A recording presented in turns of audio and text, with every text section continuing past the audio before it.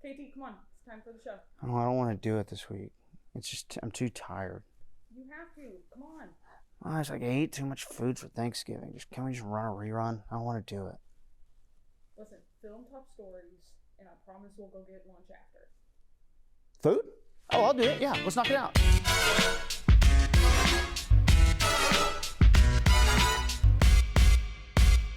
Hello and welcome to Sports and Such. I'm your host, Kevin Turner, and we have to get right into the top stories of the week. And we start with Thanksgiving Day, where violence broke out before and after a Luke Combs concert at AT&T Stadium. Yes, Luke Combs, who looks like the love child between Toby Keith and a bowl of stuffing. Look at him.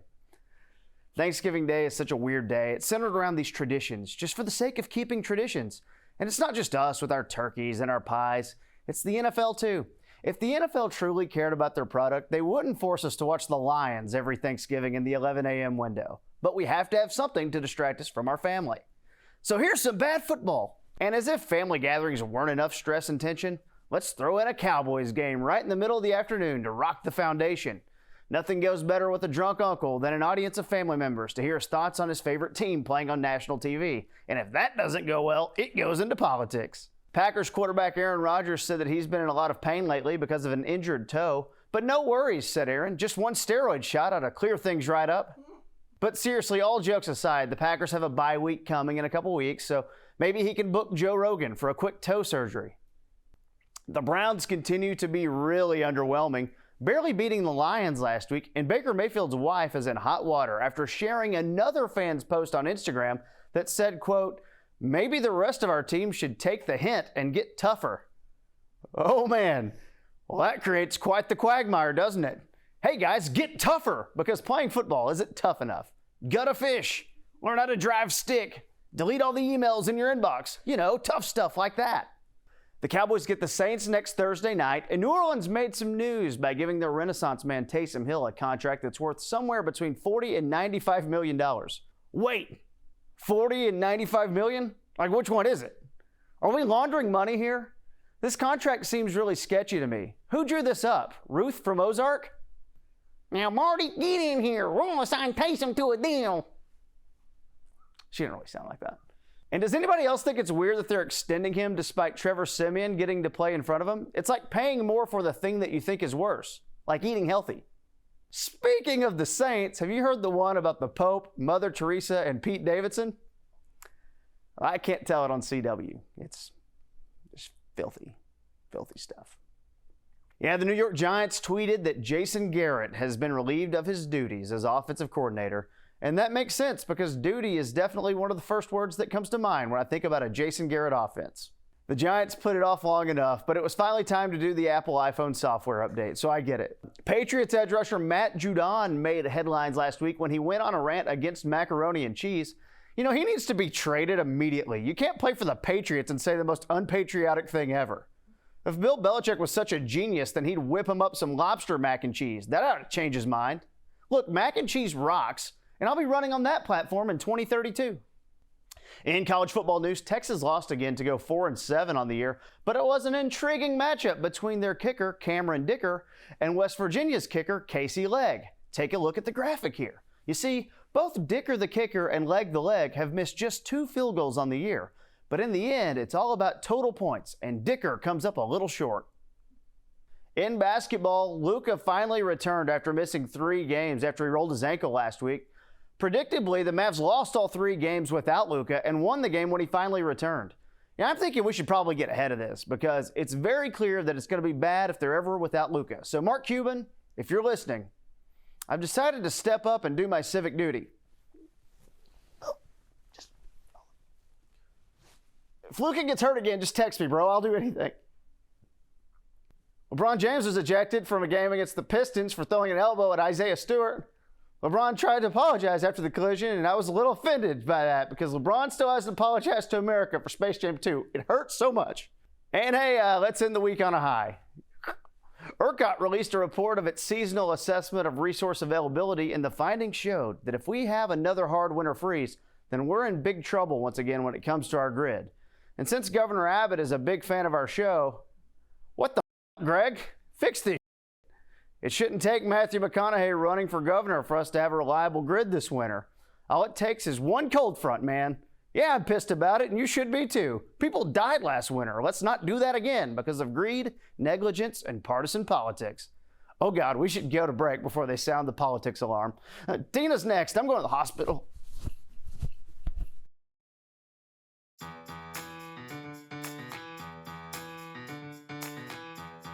Hello, I'm Dina, host of Work Lunch. Normally for this segment, I sit down with someone interesting and we chat over some good food, but we couldn't get a guest this week, so instead, I'll be taking you all on a restaurant tour, meeting and chatting with Dallas-Fort Worth's most innovative and exciting owners and chefs. This would be a good time to pause the program and check the scores of your favorite college football team. Just kidding. Welcome to Work Lunch.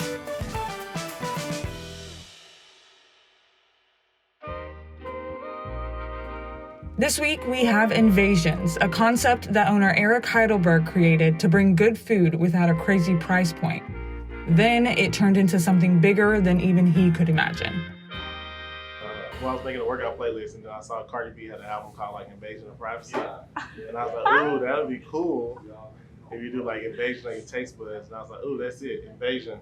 So I kind of wrote out the concept. Originally, it was supposed to be a little different from this. It was supposed to be for like a nicer sized restaurant, but I wanted to do like a kind of like a hole in the wall, high volume, more pickup than like sit down. Where you come, you're like, what is this place? And then you're like, oh, the food's like good. It's like good food, good service. You open up Invasion, and what happened next? So, leading up to Invasions, I wanted to get my name out there because a lot of people were like, you cook? Like people who knew me a long time, they didn't really know. They knew I could cook, but they didn't know what I was doing behind the scenes. Yeah. I kind of like kept to myself and was like building, and as I was getting ready to open up Invasions, started doing dinners around town. That's where I met my business partner, John, and his family. They have Gallineros, so started doing stuff with them and was doing the dinners and getting the name out there. And then that's when I presented to him the Invasion, like, hey, I'm about to do this. Yeah. We should do it together, yada yada. And then we kind of started working together, and then found the building in September, started trying to open it. We were going to open March 17th. The city shut down the 16th. So This is March 17th, 2020. 2020, yeah, we're supposed to open. So instead of opening it up, we sat down and we were like, no, we're still going to do this. So we decided to give all the food away. So Wow. we're going to give it to the first responders, but somebody's like, you need to see what they're doing to the homeless people. People have a bad perception of homeless people. They think they're all like on drugs, but the cost of living in Dallas has went up so much that it's just hard to pay for rent or have housing. People were on lockdown, so they couldn't get the stand on the side of the road and get money to get food or get whatever they needed. They couldn't. There were no volunteers. You know, nobody knew what was going on with the virus. Everybody wanted to protect themselves, and the last thing you wanted to be around was a homeless person because you're like, oh, they're being exposed to everybody. You know, so kind of jumped in there, and that's when we started giving them, at least we can give food, and started giving 200 to 300 meals a week, and then did curbside pickup with a Cardi B, and every Cardi B that was sold, we matched it. And that was how you started your business. I mean, what a way to start things off. Yeah. You know? I mean, it's all about giving. It was a story that made me really want to go ahead and do it. I was at the Kroger's, and I saw two old women fighting over a bag of rice, and I was like, this is, during times like this, if we all came together and helped each other instead of just hoarding stuff, like it's probably people still at home with tissue at their house because they bought all the tissue being selfish and not really trying to help, or bought it to resell it. So I think during times like that, we all just come together, the world to be a better place for sure. What do you see, like, the future of Invasions or the future of your endeavors? Like, what else do you want to do? I mean, a lot. I will do a lot. Invasions, have locations all over the world eventually, we are a halal restaurant, so kind of educating on that standpoint and quality, getting it out there for everybody. Breakfast concept I want to open up, and then I want to get back into fine dining. Big thing. This could get a Michelin star. I've had that chicken sandwich. I've had the Cardi B. Might might be the smallest spot ever to get one, but hey, you're watching this. Why not you? Why not Yeah, here? come on, come check us out. Yo, what's happening? Reginald Atatula here, and this is not Streets and Such, unless like there's gonna be a street superimposed. Can we put a street back? Streets and Such, Reginald Atatula, and it's Thanksgiving weekend. I'm not trying to mess with y'all, and y'all probably ain't trying to mess with me. So we're going to have me react to videos. Let's do it. What's happening right here? The Dallas Stars are getting their asses handed to them. It's 7-2. In case you don't know, hockey is scored a single goal at a time. They let 7 of them things behind themselves. So like right now, they're just upset. And you know what happens when you're upset? If I can't lose the game, I'm gonna win the fight. And I'm guessing that's what's about to happen. Roll tape. Oh, who started it? It looks like the Wild started this. Damn, Foxa. Dog. Well, at least he got dude on the ground. But like, dog, how you losing and get your ass whooped? It can't be that. You gotta win the fight. Like really, if you're gonna lose the game, win the fight. That's how this goes. And maybe some people will say, like, you know what, there's a little bit more gray area in there. Maybe you could say that he didn't lose the fight. He got swung on, though. Let me see this. Strong cross check. They drop. I don't see Foxa getting one in. He ain't get any in. He got yoked up. Dang, Foxa, that's tough. What's Bake mad at this time? There's a penalty, so we were negative yardage. Well, when the penalty happened and we're behind the chains. No, stop saying but. I just told you the clock was running and we had a penalty. He mad? You want to give them the ball back? No, you don't play. You don't know it. That's just plain and simple. Oh, he being a Was I happy jerk. with the drive? No, we didn't score points. He's being a jerk. That's Like, the task. I do imagine, though, like, Jesus. I do imagine though, like there's some of those instances where you're like, dog, I know more than you. Like I do imagine there's some of those instances where folks get on your nerves with a dumb question, but you were being a jerk, Baker. I don't know why I'm acting like Baker's watching the CW33 in Dallas. Shout out Baker Mayfield. Yeah, he's being a little bit of a jerk. And maybe I'm inclined to view it that way because like Baker is the dude who makes slights out of anything. Which is crazy because, dog, you were the #1 overall pick in the NFL. You're not the underdog anymore. You don't have to create slights to do things. And at least if you're going to create slights, be better at it, right? Michael Jordan is a petty son of a you-know-what. He was really good with that. Like, he created slights and it made him, like, the best player of all time. Baker Mayfield. 5th, 6th, 10th, 12th, 13th best quarterback in the league right now. Hey, man, you might want to take it down a little bit. Just a little bit. All right, so this is in Little Caesars Arena in Detroit, so it's not at the Palace at Auburn Hills. And you'll understand why I'm saying this. Oh, yep, there it is. It's going. The injury has already happened, and Isaiah Stewart wants it back in blood, almost literally.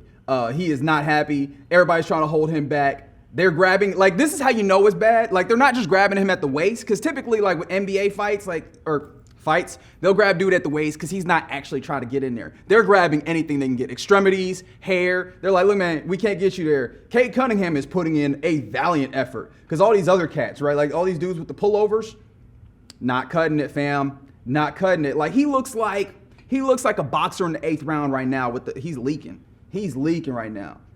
And he calling LeBron soft with a little bit of extra seasoning on that one. I can't say that one on terrestrial TV. Yeah, he seems to be calming down. You thought. He's calming down. He's like, all right, yeah, you got me. All right, yeah, I'm going. Look, I'm good. We going. Look, nope. Let's go get him. We going. Look, that is prime running back. That's prime Marshawn Lynch right there. Broke like 4 tackles. 4 tackles. And the only one who stopped him, Cade Cunningham. Watch that. Elite athletes. Remember I told you, elite athletes. And now they done corralled him. But that's always the fun thing in the fight is the dude who's like, no, I'm good. I'm calm down. I'm calm. Always funny. LeBron was wilding though. He cut that man to the point where he was gushing blood, man. Like that's tough. Like I get it. What I don't get though is like, and now we're going to the replay. Right here, if he wanted to duff LeBron James, chest to chest, go ahead and get it on. I don't think he was maximum mad yet. Like it's weird. He kind of had this. I'm mad, but I'm not like super mad, and it ramped up as it went. Like, is it the fact that people were holding him back that made him more mad? And the great thing about it is the more mad that he got is like clearly the stronger he got. Because like right here, you know, just some of the regular coaches are holding him back. They're managing to do that happen. But then as it goes long, then they were able to actually like nobody could hold him back. So I feel like he's like the Incredible Hulk for all you comic nerds out there, where it's like the angrier he gets, the stronger he gets. Isaiah Stewart, he was angry. What you don't see in that video also, as I will bring you some intrepid reporting that was captured on video, is that once he realized this isn't going to happen on the court, he tried to run back into the tunnel and run around to get LeBron. So that's a dude who is upset. Like, I do wonder what was said. I can't imagine that it was just the cut that made him that mad. I feel like he was like, LeBron said something about my mama or something, because he wanted to kill LeBron in that moment. He did. And I hope he finds peace. So there you go. I don't know what to say about that, and I'm sure you don't know what to say about that. But I guess consider it the green bean casserole of sports and such. It's here, and you can take it or leave it. I'm Reginald Atula, and this has been Streets and Such. And alas, we have reached the game show portion of this episode of Sports and Such. And joining me today are two of my really, really, really good friends in this world. It is the music director of the Texas Rangers. It is also the music director for the Dallas Stars, Michael Gruber, and Jonathan Shippy Shipman.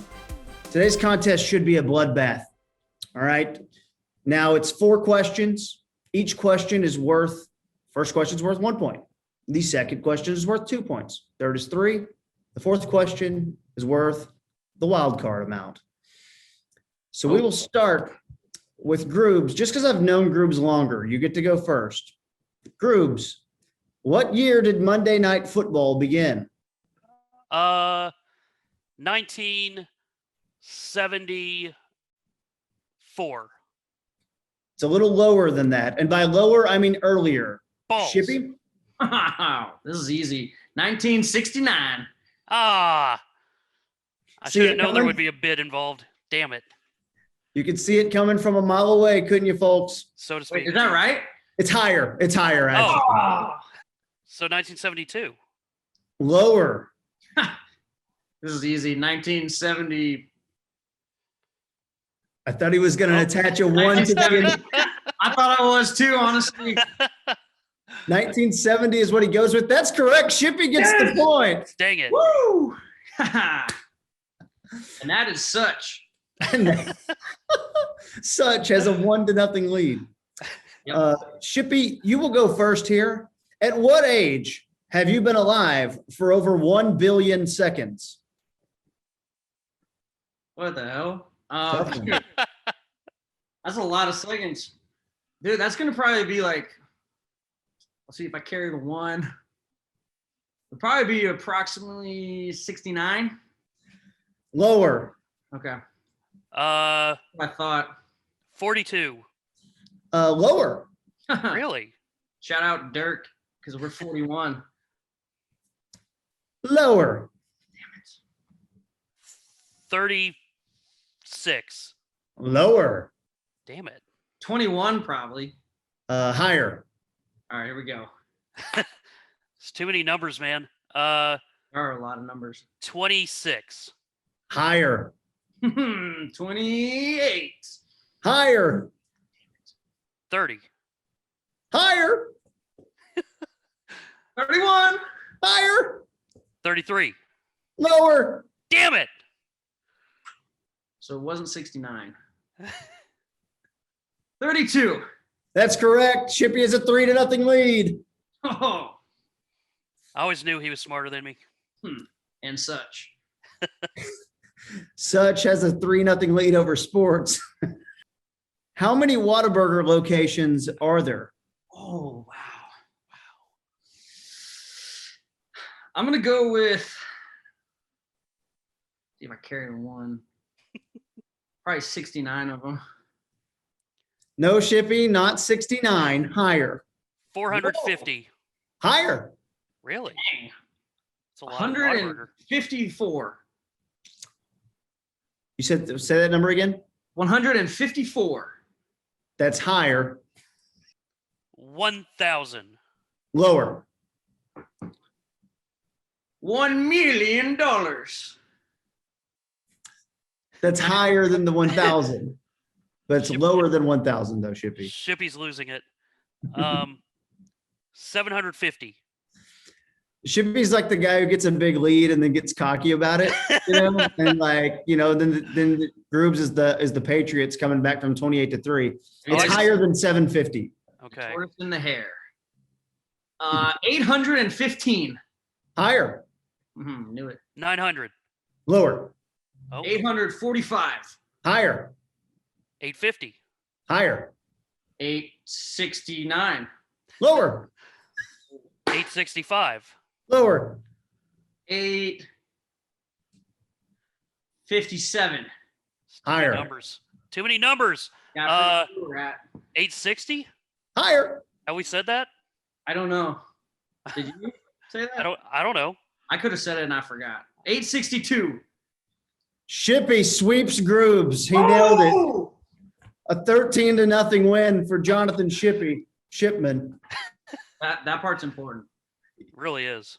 It Otherwise, is. You have a people won't great know who family. he is. There's a lot of Jonathan Shippies. Guys, thank you for appearing on this episode of Sports and Such. And we look forward to seeing you guys out at the ball game. You can see Groobs at Texas Rangers home games. You can see Shippy at Dallas Stars home games.